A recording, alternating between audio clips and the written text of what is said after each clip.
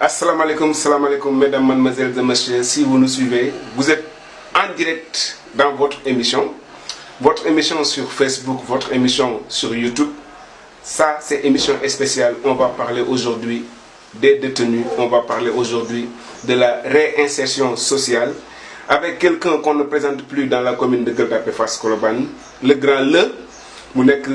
Il est artiste, musicien, en même temps, il participe dans la réinsertion sociale di ci def liggéey bu extraordinaire bu ñëpp xam ko tey ba tax ñu seet ci ko mbokk ya xarit yi seen xarit seen doom yaay ba ngeen àndal borom dem ak barki dem borom mbaam ngonk bi soxal mën a màtt ay ci cumbur benn tànk la ko dóor fu mu dal foofu la ñu ngi lay nuyu sa télé mi ngi lay nuyu télé les 5 TV Espace TV Gueule Tapée Fass Colobane GFC ñu ngi lay nuyu di la ziar la na nga def. waaw maa ngi fi rek ñoom it maa ngi leen di sant di leen nuyu di leen ziar di nuyu bépp auditeur buy seetaan émission bi.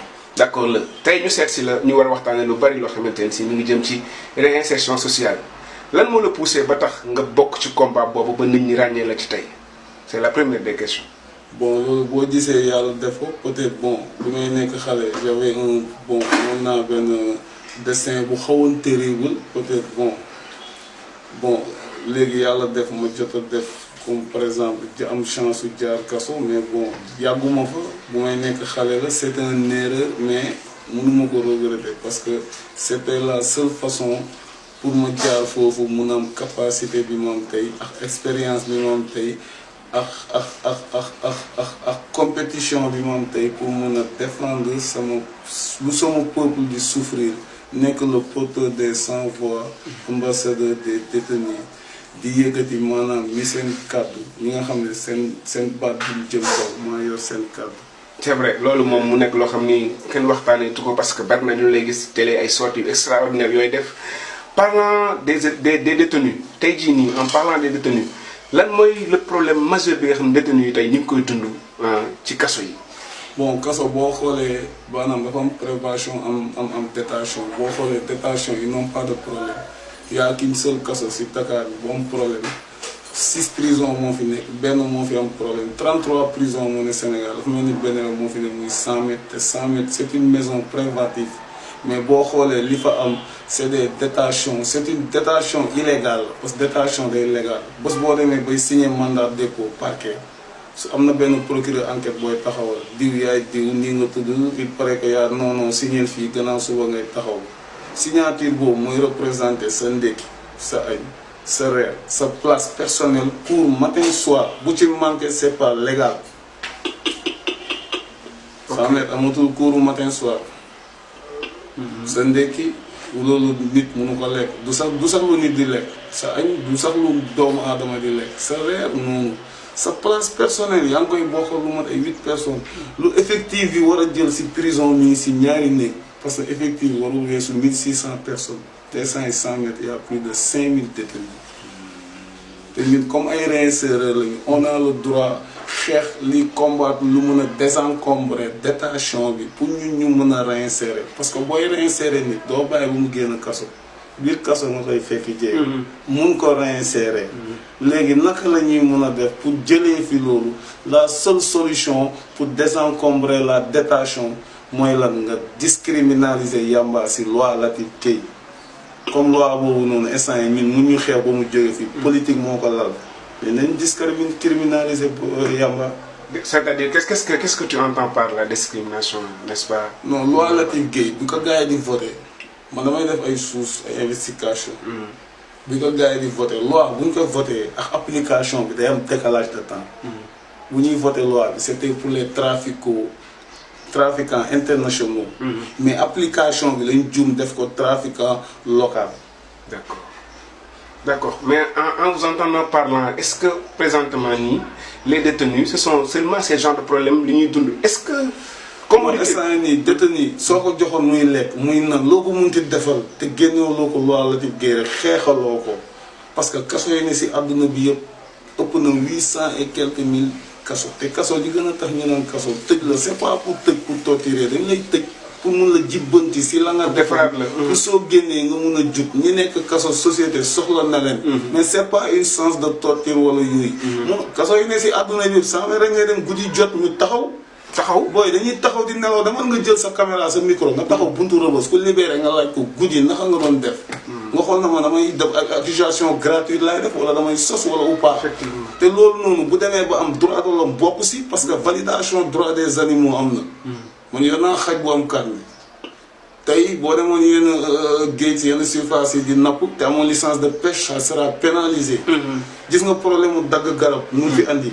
yooyu yëpp ça fait partie du droit de la nature droit de l'environnement am na mais nag bu ñu valider droit de l'homme. c'est pas normal loolu su amee nga bu ñu gëm man je me disais que ni droit de l'homme amul. c'est pas normal parce que am na si peut-être yëguñu loolu noonu quand même. mais ñoom normalement ñu ngi mën ay enquête war nañ ko xam. xam nga ma ne loolu day enquête boo xam ne yenn représentant droit yi bu ñu waree ñëw si prison bi veille bi garde yi dañuy ñëw di avertir nit ñi leen wàcceeloo mbuus yeeg kërën néeg nu fa 400 personnes di nekkee. c'est pas possible c'est inadmissible. c'est inadmissible. ba pare xam nga man la laa bëgg na administratif pénitentiaire renforcer seen centre médical pour les détenus quoi. vraiment et puis ñu jéem a changer seen yenn instruction judiciaire yi. instruction judiciaire yi tribunal si boppam. parce que tamit naa la xamal fu justice am injustice mënul exister sans justice fu justice am na injustice. la loi n'appartient à personne personne n'appartient à la loi. da ngay tegu si kaw yoon wala yoon tegu sa kaw. absolument loi nag bu nit ñi moom Sénégal la am. la loi appartient aux gens riches. c'est-à-dire. La justice appartient aux gens riches, c'est parce que la loi c'est pour les pauvres. Nous ne sommes pas au même point d'égalité. Nous sommes les principales victimes. Loi est votée à l'Assemblée. Comme vous ne c'est pas la peine. Hologramme justice, balance pour tout le monde. Pour atteindre les gens. Comprends nga fi ma lay waxee. suñ demee bu mu ci tolloo rek na balance bi ëppante ku ñoo xam ne nous ne sommes pas au même point d'égalité. La loi c'est pour les pauvres. d'accord parce que loolu boo xoolee bi ci biir bon ma xel mën na ko nangu parce que pratiquement am na ñoo xam ni ki sàcc ay millions ñu tëj ko ay weer alors ki sàcc lu mel na benn ganaar nar a dee kaso. ñu sàcc ay millions nekkuñu kaso moo tax ma ne ñu créé prison privée man mënu ma tëdd ay yenn tour mais am na autorité yoo xam ne seen peine yëpp pavillon spécial Dantec lañ ko tëddee te dara jotu leen. ki ñu jàppee yamba kooku avocat mënul weesu 70 000 francs pour mu procès pour mu plaider client boobu noonu. comprendre nga fi ma la waxee. waaw ñooñu seen avocat ils ont dañ leen fay ay millions. suñ defee rapport médical dañ leen di may ñoom yóbbu leen fële bu leen fa yóbbee dara du leen jot léegi seen peine fa lañ koy tëddee nan la nit di amee drapano nga doo ko si biir détention bi. nu nit di amee diabète est-ce que la ration détenu ak lu diabète war a diabétique war a lekk c'est méngoo na. non nañu waxtaan dégg. mais tam gars yi tam ils ont le droit su dee bu dul loolu koo jàpp muy tux yamba rey ko parce que am na yoo xam ne dafa ñaaw instant yi détenu mi ngi daj loo xam ne. esclave daju ko si traite négrière. détenu mi ngi daj loo xam ne mburu daju ko ci fuur. te Sénégal day bàyyi ba dara am muy doog a réagir nañu sóoraat yi nga wuñ ne lay dinañ amaat beneen mutinerie boo xam dina métti torop torop. te bu boobaa ñun suñu société lu muy ñàkk dafa nar a bari. loolu bokkul ci droit de l'homme la ma lay wax noonu man bu dee ba dee xaw naa xam som ci droit. parce que du détenu du yenn ak instant yii nii société bi dafa am fuite de responsabilité parentale. éducation amatul les enfants sont mal encadrés par la société et l'État et leur famille. donc en général c'est la société qui est malade. mais instant yii société bi xam nga la fi nekkee créer terroriste. ba pare wëlbatiku naan day voter budget pour xeex antiterroriste Sénégal suñu société loolu la ñuy def instant yii nii fonction publique amatul fonction politique moo am. dañuy waxtaan man mënuma dugg si ay débat parce que man je suis un défenseur du droit de l'homme. su du woon droit de l'homme man am naa fit pour poser candidature parce que constitution may na la. képp kuy sénégalais nga poser candidature sans nga bokk si parti politique parce que ñun suñuy genre ñoo fi mënoon taxaw xeex pour régime politique jóge fi. régime boobu tant que mi ngi am gars yi dañuy gën a am capable parce que ñi ngay romb si temps bi sont des diplômés. ñi nekk kaso ñi këram mais kaso boo kaso bu dee ñoo fa ne am na ay médecins ay architectes. y a des journalistes là-bas. am ay ñeneen ay. loolu y a toutes les couleurs. secteur bu nekk dafa am lu tax ñu tabax ko. comprendre nga fi léegi yow ñooñu nga téye naka la ñuy def ba seen li nekk seen xel mën a servir suñu nation. comme ñun instant yi def nañ lu nekk mun ñu développé nañ jéem a xool nu ñuy développé si détenu. ma am naa solution boo xam ne mun naa ko jaarale mu doon lu Sénégal di développé bokk si les 5 pays yu gën a développé si Afrique te si détenu yi laa koy jaarale. c'est intéressant. man la. c'est intéressant maa ko xam naa ko. d'accord te su état saisi woon maanaam projet boobu 3 ans ñu commencé développé. d'accord ça c'est intéressant mais ñu seetlu nii day bari détenu yoo xamante ne si day mën na leen di fàtt. seen heure àtte leen war a jot mën nañ leen di fàtte. seulement àdduna ba mu daj Sénégal rek ngay ñëw gis 13 ans sous mandat de dépôt et puis yooyu dafa ruslu sax ñun xam nga ñun nit ñi way nañu ñun suñu juge yi ay guerrier lañu suñu alkaati yi ay guerrier la man tey je ne peux pas condamner un policier wala un garde pénitentiaire wala un juge. parce que tey ñoom ils sont dans un maanaam service administratif lañ nekk qu'on ne désigne pas les ordres. yow du ma la wax liggéey nu mu demee yow am nga supérieur. kii am na supérieur keneen ak keneen man noonu. ordre ci kaw lay jógee dal ci kaw suuf. bu la nee jàppal sa yaay bi la jur di nga ko jàpp. su kàddu ko ratee. garde day garde papa. juge day tëj doomam. mais ñi may waxal mooy ña nekk assemblée di voté loi yoo xam ne du tegu seen kaw doom ñu ñooy les principales victimes naka nga mën a voté loi boo xam dañuy toj nit dañuy ki day dem kaso génnaat léegi plaignant bi war ko poursuivre pour moom mu dédommager ko fay ko. balaa ngay créer loolu nga jéem a xool noo créer budget boo dédommagé ñi nga tooñ par erreur judiciaire tëj leen ba pare bàyyi leen ñu dem noonu ñooñu yàgg-yàgg dañuy ñëwaat parce que kaso dafa jóg pour defar mais léegi kaso day yàq kaso day yàq boo fekkee 3 jours sax day yàq te nañ bàyyi tam bu ñu jógee kaso ñu am benn bët bu ñu koy xoolee loolu ça ñuy permettre société bi rejeté ko effectivement léegi tey jii est-ce que par rapport ak le combat que vous êtes en train de mener concernant la réinsertion sociale est-ce que vous avez eu des résultats yoo xam ne mën nga ko partager ak nit ñi tey par exemple ñi la wër yu bëri parce que man sama liggéey tey lu gën a métti mooy man damay def loo xam ne combat bu gën a métti si àdduna laay c'est un long chemin damay waxtaan ak ay mag dañ may woo di rafetlu di ma xool mënatuma man def naa chaîne yëpp benn chaîne moo ma dese muy TFM mais am na chaîne yoo xam ne jaar naa fa jaaraat comprendre nga fi ma la waxee mais maanaam combat bi may def nii soo gisee maanaam ma koy def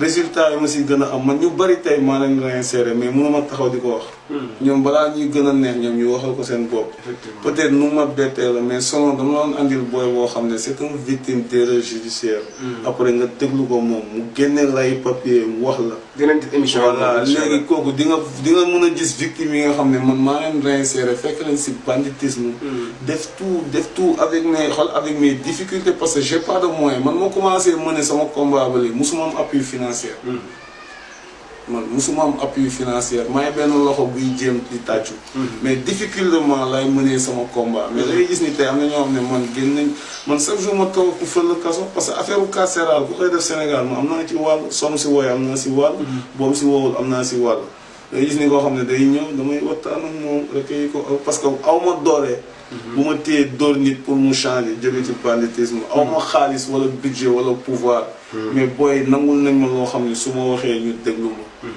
te su ma la waxee njëriñ di nga ko gis mais y a des milliers de gens qui nous tendent la main pour s'en sortir dans le milieu dañoo sonn su ma tàlloon loxo ma jox loolu loxo rek absolument est-ce que gisoon loolu li ko gën a yokk mooy booy yi fi ñu waroon a toll pour jàngi dañoo jàngul fi ñu waroon a toll pour liggéey dañoo liggéeyul bare am luñ bëgg a faj moo tax moo leen di poussé ci agressivité boobu ñu nekkee wala moo leen di poussé ci parfois yenn erreurs yi quoi xam nga tey xale nga laay wax du ma ne booy du ma ne mag xale laa lay wax su defee benn erreur moom am na 25% de responsable ses parents am nañ si 25% de responsabilité état am na 25% de responsabilité environnement yi xam nga tam ñun léegi dañu dëkk si ay environnement yi saako dafa commencé ne ay environnement yoo xam ne c'est malsain dafa am loo xam ne day détruire environnement te ñi dëkk gis nga la moo tax ñaan citoyen xam nga luy acte de citoyenneté gars yi dañu def acte citoyen parfois nga gis ku téye doom di ko dóor mais da ngay xaar mu dee nga woo police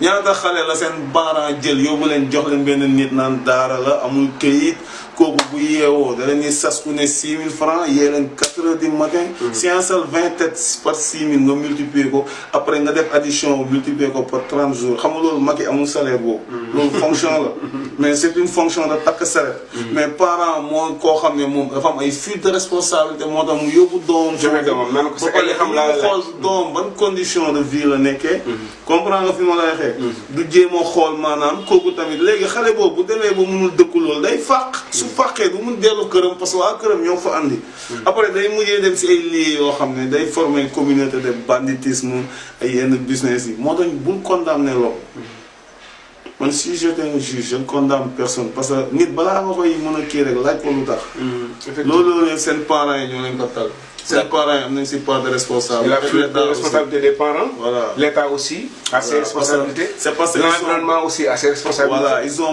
mal encadré par leur famille, quoi. D'accord. D'accord. Je vous rappelle que nous sommes en compagnie de quelqu'un qu'on ne présente plus. Il se nomme Le. Bon, c'est un porteur de voix, en même temps artiste. Bokk ci réinsertion sociale boo xamante ni si mi ngi ci def liggéey bu doy waar mais là am na y a une question par exemple boo xam ne tey mënuñu si wax ba jeexal te duñ ko waxtaane moom mooy les anciens militaires yoo xam ni tey dañ doon braquer banque tey boobu ci soir nit ñi ñu ngi koy waxtaanee. donc tey bii yow loolu ban idée nga si am ak loolu foofu loo ci bon loolu jotuma si am source quoi mais bon parce que liiruma maa ngi gis première page j'entends les rumeurs. mais boo xoolee loolu c'est facile à loolu dafa yomb. Ils étaient formés pour servir la nation. Ou bien xam nga l'honneur de nos pays. Ou bien ils étaient formés pour terroriser la société. Loolu da nga koy laaj armée. mais ma du man nga koy laaj parce que moi je suis pas un combattant. mais je trouve que ni li ñuy def ni ñoo ko tey. mooy boo naree fekk nit mu toog nga yóbbu ko defloo ko armée. jaarloo ko parcours du combattant champ de tir champ de bataille. yóbbu ko ay corps ay bat blindé 12. xam nga ñooñu corps yooyu noonu ba pare nga bëgg a xëy 2000 personnes nga bëgg si recruter benn 50 parce que ñooñu sont ay doomu lieutenant la ñu caporal. léegi ñiy rampe yow mais booy jël sax nga jël ñi rampe ñu compétent. léegi ñi rampe nga dem toog leen toog leen ñu xaar ñu toog di xaar après nga woo leen libéré leen te bi nga leen di libéré ku si ne yaa ngi libéré sa poignard bàyyi ne. sinon nga jël ñi nga xam ne nga jël ñi nga xam ne mën nga leen jël nga jël ñi nga xam ne ñi leen di téye du ñu jël ñooñu la ñuy jéem a libéré bàyyi leen si te loolu mooy dañ leen formé dugal leen si biir nit ñi pour ñu dem yàq nit ñi ak yàqal nit ñi société mooy créer terrorisme loolu société moo ko formé booyee noonu bu leen kenn parce que tam ñoom mais ñu bàyyi leen bañ leen formé moo gën parce que kenn ki d'après man moo xoolal mii naan dafa am problème mu ngénte effectivement yaa ngi ko formé mais lu kon loo koy formé da nga ko formé pour mu servir suñu nation wala nga ko formé pour mu terroriser société bi te del xool police ñi ngi def interpellation depuis 2000 ba léegi xam nga Sénégal seen police ñoo gën a xarañ si àdduna police Sénégal moo gën a xarañ si àdduna mais mooy police boo xam ne seen investigation yëpp yàmbaa rek la ñuy jàpp mais naka ngay def ba depuis 2000 ba 2015 2000 ba 2019 ñaata interpellation la police ak gendarmerie def si ay armes à feu naka la ñuy def ba démanteler réseau d'armes yi fan la fii la jóge fii la ne wala armes yooyu fan la jaar bu dugg suñu biir réew ñun te armes yi c'est des armes automatiques du artisanal ah ak ñi nga xam ne non loolu beneen côté la sax naka nga def ba def noonu naka la ñuy def ba démanteler réseau yi nga xam ne c'est des réseaux décapitage enfant ñaata nit lañ jël seen doom daggati leen réseau yi duñ ko mës a démanteler parce que c'est les yaa ma gën a xam am na loo xam ne du ma ko eggati quoi ak yeneen ak yeneen ak yeneen chaque jour nga gis ñaata booy la fi policiers yi rey mu niil parce que loolu yëpp pouvoir judiciaire moo am doole alkaati bu la reyee korom da koy protéger duñ ko futti dañ koy yóbbu feneen c'est comme un garde pénitentiaire bu ko neexee gestu gauche gestu droite dóor la bal suñu waxee mu ne doon évadé fu ñuy mujjee korom da koy protéger te soo dee kaso c'est moins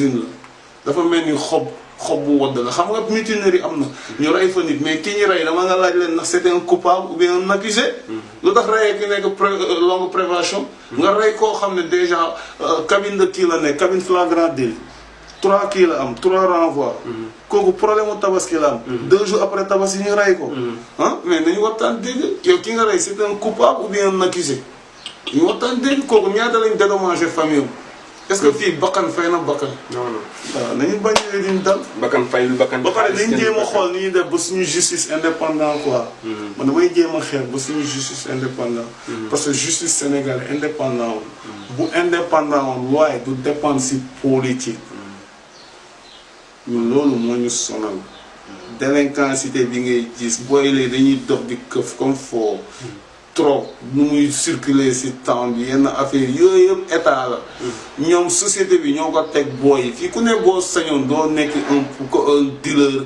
wala nga ne di nekk un bandit boo sañoon da ngay bokk ci ñiy diriger réew mi parce que bu dul dara da ngay xool ci sa yaay ak sa pap fi ñu jaar ak yow ak ñoom xeet bu ñu bokk ak li ñu doon ak góor bi ne ci ñoom comprends nga fi ma la waxee mais pour moi ñi yëpp société moo ko créé. D'accord. Mesdames, Mesdemoiselles et Messieurs, merci de bien vouloir nous suivre. Je vous rappelle que notre émission tire à sa fin. Mu nekkoon émission bu extraordinaire ñu àndoon teg Le bi nga xam ne c'est un porteur de voix tey Le boo doon joxe la dernière des solutions pour affaire yooyu yëpp li nga fi tënk mu mën a réglé wu en 2 minutes lan lay doon.